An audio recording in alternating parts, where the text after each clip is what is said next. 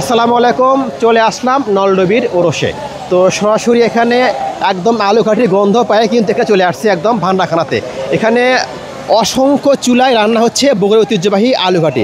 দেখতে পাচ্ছেন আমার পাশে এক মুরব্বী চাচা সেখানে কাজ করতেছেন। কাকা আসসালামু আলাইকুম। ওয়ালাইকুম আসসালাম। একটু কথা বলি, দাঁড়ান। কেমন আছেন? আলহামদুলিল্লাহ ভালো আছি। বাসা কোথায়? বাসা দুধহার। দুগ্ধাহার। এখানে কাজ করতেছেন, আপনার বেতন কত?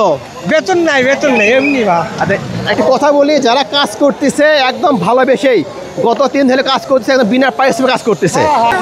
চুলা আছে কয়টা মারে? 9টা না 10টা? 8টা হয়ে গেল। চুলা আছে কয়টা? হ্যাঁ ওটা তো গনি নেওয়া।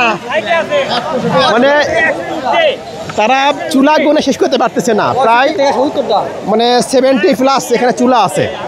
তো চলুন একটু ঘুরে দেখি পুরো আয়োজনটা কেমন চলছে।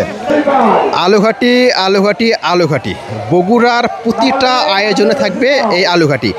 তেমনই এই নলডবি ওরসের আজকের এই প্রধান খাবার হচ্ছে সাদা ভাত এবং আলুঘাটি। বগুড়ার মজলিস, মিলাদ, তারপরে দাওয়াত বা পিকনিক যেটাই বলেন না কেন, আলুঘাটি কিন্তু একদম থাকতে হবে।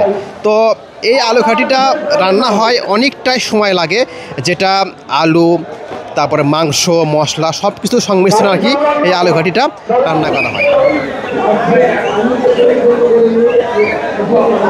তো আমি এখন দাঁড়িয়ে আছি বগুড়ার কাহালু উপজেলার সেই নলডবির ওরসে। তো আমার পিছনে হচ্ছে সেই মসজিদটা এবং আমার এই পাশে হচ্ছে মাজার। তো আমি মাজার এবং মসজিদে একদম দাঁড়িয়ে আছি একদম মাঝামাঝি জায়গাতে। আর এই ওরসের মূল যে আকর্ষণটা বগুড়ার ঐতিহ্যবাহী আলুঘাটি।